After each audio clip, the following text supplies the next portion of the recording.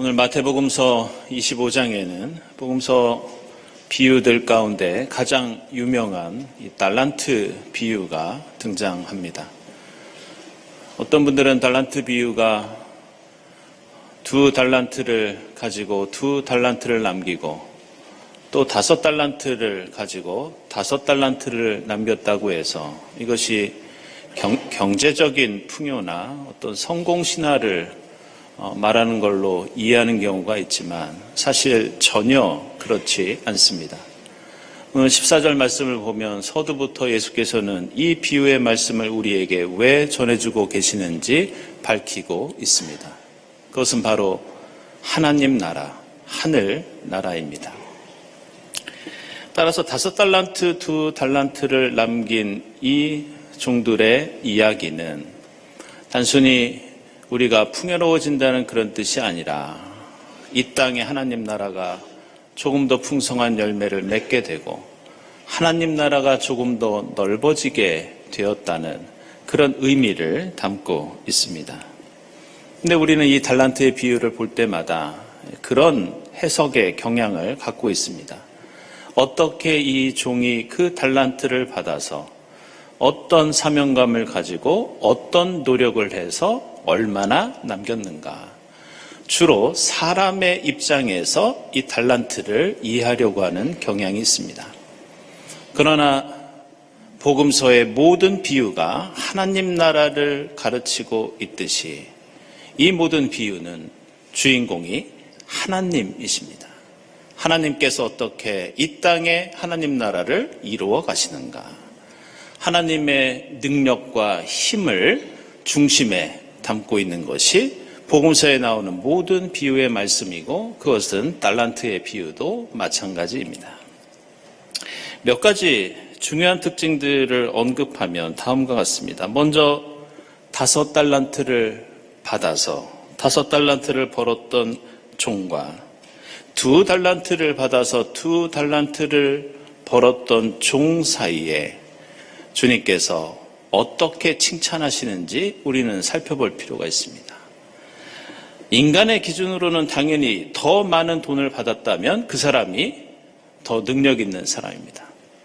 5달란트를 번 사람과 2달란트를 받은 사람이 같은 판단 기준을, 같은 칭찬을 받을 이유가 없습니다. 그러나 오늘 말씀은 다릅니다.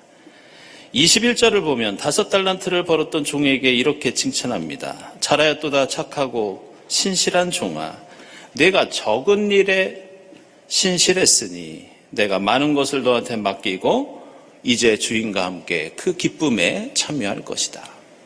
그런데 놀랍게도 2달란트를 남긴 종에게 23절에서도 똑같이 칭찬을 하시는데 그 칭찬의 내용이 단 한마디도 다르지 않습니다. 똑같은 말로 똑같이 칭찬하고 계십니다. 이것은 하나님 나라, 그리고 교회 공동체, 그리고 그리스도인의 가치가 세상과 완전히 다르다는 것을 우리에게 가르쳐주고 있습니다. 결코 하나님 나라는 능력과 업적에 따라 평가되지 않는다는 뜻입니다. 왜냐하면 인간의 능력과 업적이 하나님 나라를 이루는 주요 동력이 아니기 때문입니다. 하나님 나라를 이끄시는 것은 하나님의 능력입니다. 하나님의 의지입니다. 하나님의 뜻과 섭리입니다. 따라서 오늘 비유는 인간이 얼마나 받았는지, 얼마나 벌었는지 사람들 사이에는 차이가 없습니다. 우리 인간의 역할은 그저 받은 달란트를 가지고 남과 비교할 거리가 없이 그저 신실하게 노력하면 된다는 그런 뜻입니다. 같은 이유로 또 다른 특징을 보면 5달란트를 남겼거나 2달란트를 남겼거나 하나님께서는 두 사람에게 모두 내가 대단한 일을 했다고 말씀하고 있지 않습니다. 모두 적은 일에 충성했다. 이런 칭찬을 하고 계십니다.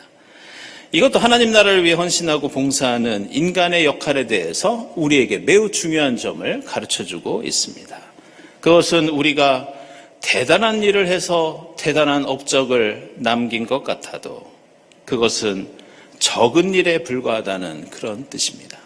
하나님의 구원 역사 속에서 인간이 아무리 대단한 성과를 내고 역사적으로 아무리 큰 일을 하였다 하더라도 그것은 하나님 안에서 적은 일에 불과하다는 그런 가르침이 오늘 비유 속에 들어 있습니다. 따라서 인간의 능력과 성취가 아무리 커 보여도 그것은 자랑할 필요도 없고 좋은 걸 이루었어도 과시할 필요가 전혀 없습니다. 달란트를 주신 분도 하나님이시고 그것을 벌 수 있도록 인도해 주시고 도와주신 분도 하나님이시고 결국 우리가 번 것도 하나님께 드려야 하기 때문에 이 모든 하나님 나라를 위한 노력에서 가장 중요한 것은 내가 아니라 인간이 아니라 하나님이십니다. 우리는 이런 이유로 마지막 한 달란트를 땅에 묻었던 이 악하고 게으른 종의 문제도 그런 시각에서 바라봐야 합니다.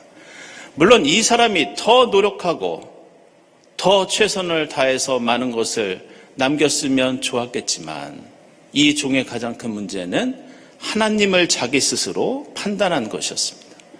하나님보다 자기가 더 지혜롭다고 여겼습니다. 하나님이 가지고 계신 섭리와 뜻을 자신의 좁은 생각 속에 가두었습니다. 그래서 이 종은 단순히 달란트만 땅속에 묻은 것이 아니라 하나님의 지혜, 하나님의 능력, 하나님의 뜻도 땅속에 가두어 버립니다. 따라서 오늘 이 달란트의 비유가 우리에게 가르쳐주고 있는 것은 인간의 성실하고 충성된 역할과 노력을 말하고 있지만 여기에서 더 중요한 것은 내 힘과 노력이 아니라 하나님이 우리를 통해서 일하시고 우리를 통해 드러내시는 하나님의 능력과 기적과 은혜와 힘, 이게 가장 중요한 의미입니다. 오늘 우리가 읽은 사사기에도 이 달란트의 비유와 비슷한 의미가 함께 담겨 있습니다.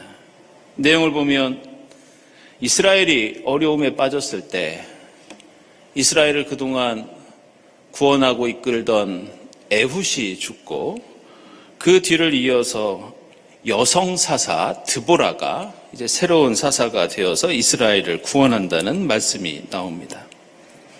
그런데 우리는 이 드보라 이야기를 이해하려면 이 에훗과 드보라뿐만이 아니라 지금까지 사사 시대가 시작된 이래로 어떤 사사들이 어떻게 이스라엘을 인도해 왔는지 그 사람들의 면면을 살펴볼 필요가 있습니다. 이스라엘의 첫 번째 사사는 사사기 3장 7절에 나오는 온니엘이라고 하는 사람이었습니다. 그리고 오늘 본문에 나오는 에훗이 두 번째 사사였습니다. 그리고 세 번째 사사가 오늘 본문 바로 앞에 나오는 사사 삼갈이라고 하는 사람이 세 번째 사사였습니다. 그리고 오늘 본문에 나오는 드보라가 네 번째 사사입니다. 이들은 모두 이스라엘이 외세에 의해서 큰 고통을 당할 때 하나님의 능력을 받아서 이스라엘을 구원한 위대한 신앙의 인물들이었습니다.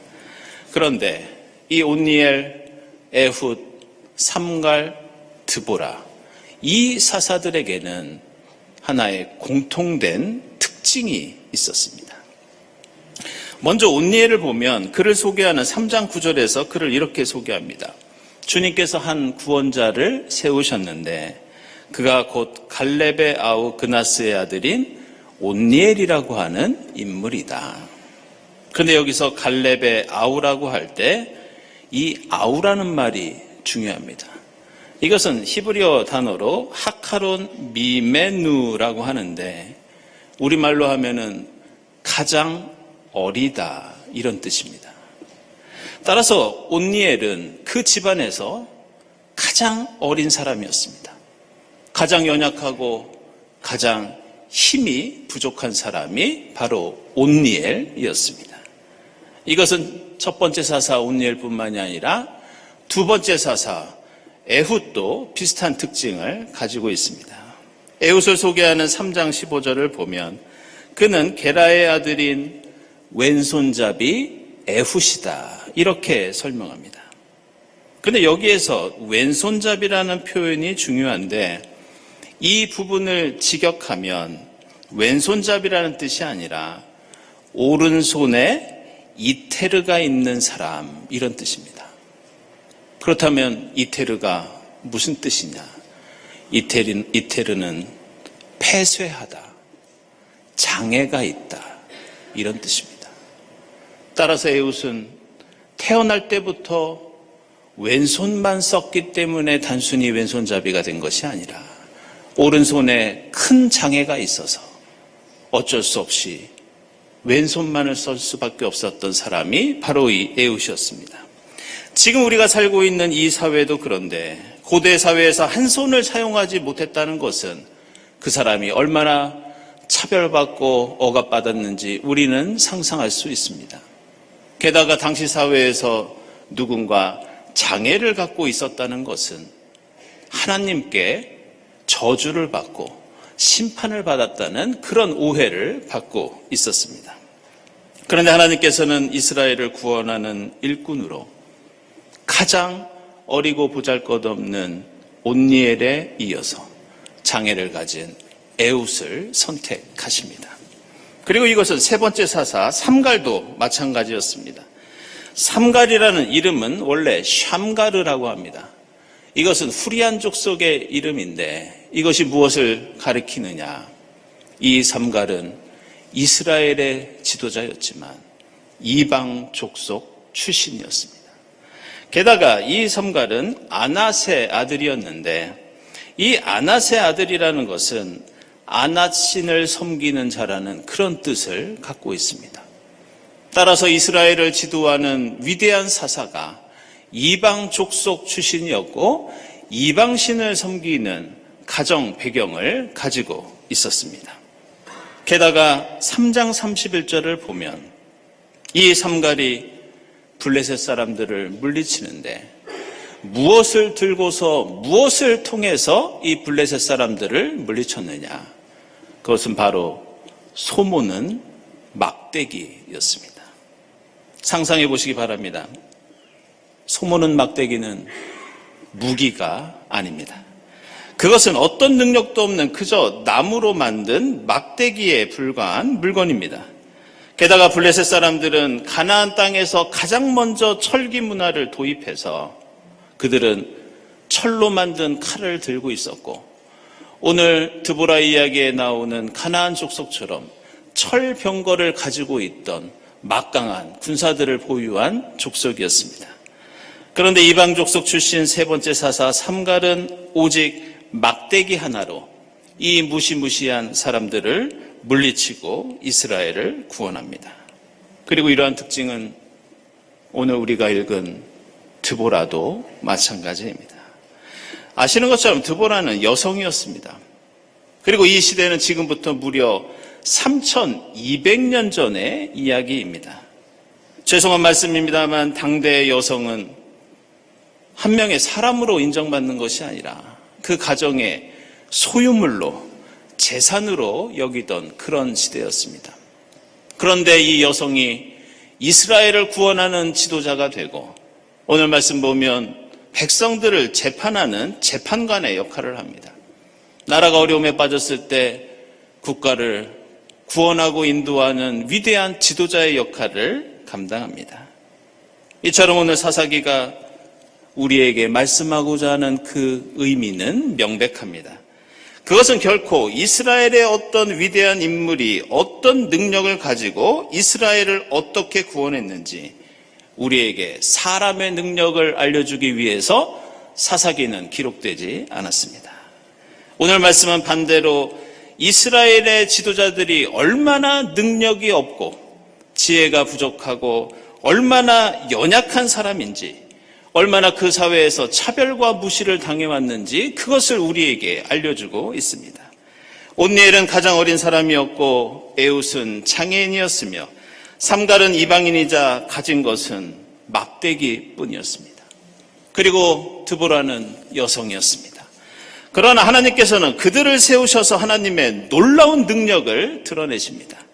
그들의 약함을 통해서 하나님의 강함을 나타내시고 그들의 부족함을 통해서 하나님의 권능을 펼치십니다.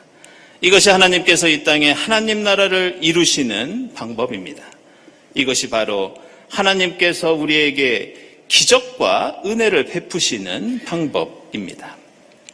하나님께 달란트를 받은 일꾼은 그의 능력이 얼마나 큰지, 그의 힘이 얼마나 강한지 그것은 중요하지 않습니다. 하나님의 백성에게 가장 중요한 것이 있는데 그것은 바로 그 사람을 통해서 드러나는 하나님의 능력과 역사, 하나님의 기적과 권능입니다.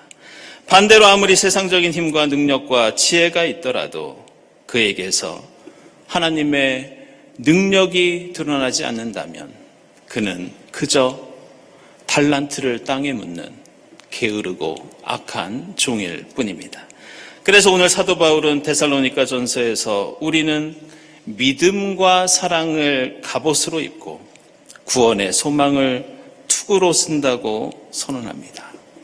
강한 철로 갑옷을 입는 것이 아니라 대단한 무기를 들고 있는 것이 아니라 그리스도인의 능력은 하나님을 믿는 믿음, 우리가 나누는 사랑, 하나님이 베푸시는 구원, 바로 이것이라고 가르쳐주고 있습니다. 사랑하는 여러분, 이 창조주를 보내면서 세상을 창조하시고 하나님 나라를 이 땅에 이루시는 하나님의 뜻과 능력이 우리를 통해 세상 속에 드러나야 할 줄로 믿습니다. 혹시 우리에게 약하고 보잘것없고 부족하고 아픈 것이 있다면 그것은 부끄러운 것이 아니라 하나님의 능력을 드러내는 기회이자 수단입니다. 우리 주님 예수께서도 바로 그 십자가 겸손과 비움과 고통과 약함을 통해 하나님의 강한 생명과 구원의 역사를 드러내 주셨습니다. 비록 내가 연약하고 비천하고 부족한 것이 있어도 하나님의 크신 은혜와 능력을 바랄 수 있기를 바랍니다. 그럴 때 온니엘과 에훗과 삼갈과 드보라를 통해 역사하셨던 하나님의 기적과 능력이 우리 가운데에도 충만하게 될 줄로 믿습니다. 기도하겠습니다. 하나님 감사합니다.